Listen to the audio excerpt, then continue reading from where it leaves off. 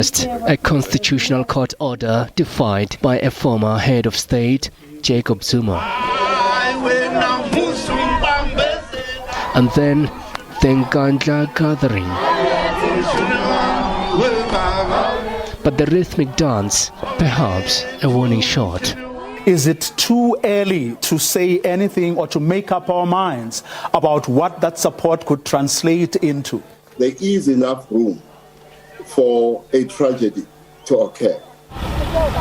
A week after the former president's incarceration, waves of violence and looting unleashed. KwaZulu-Natal and Gauteng in the grip of anarchy. And the body count mounted as businesses were targeted. Almost 3 weeks later, the dust started to settle and efforts to clear the rubble began. Some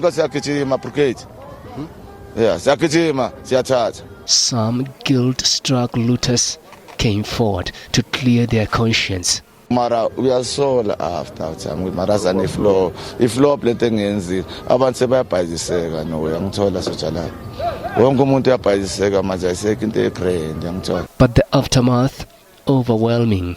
Even pharmacies and surgeries left on crutches. But is poverty to blame? Poverty is a huge problem in this country.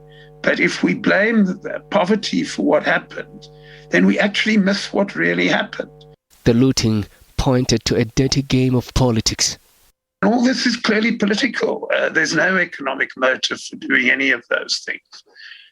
So it was quite clearly groups of people who had a political interest in causing harm and who unfortunately had the means to do that.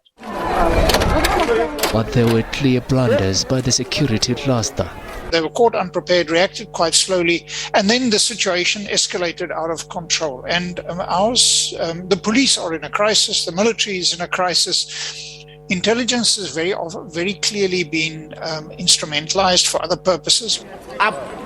This has been reported on for many years, that there are factions within the intelligence services and within the police services, which mean that not everybody is loyal to the country, they're loyal to their faction. The weaknesses that permeated both the police and the prosecution and other services. And no high-profile suspects arrested so far. 6 alleged instigators have already appeared in court, but they have all been released on bail. Yeah, the justice is served. With the greatest respect, if you think you're solving the problem by prosecuting 5 or 6 people who were saying inflammatory things in public, then you've totally missed the point. And I'm afraid that is the reality we sit with at the moment. But the National Prosecuting Authority can only prosecute.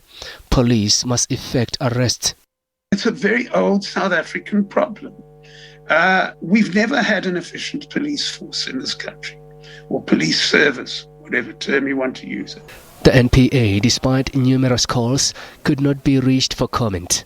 Police's Colonel Brenda Moretile said they won't comment further at this stage, citing the recent presidential appointment of a panel of experts to look into the security cluster's response during the crisis. Facing charges of inciting violence and terrorism, among others, all 6 suspect instigators are expected back in court between the 2nd of September and the 21st of October. SABC News, Johannesburg.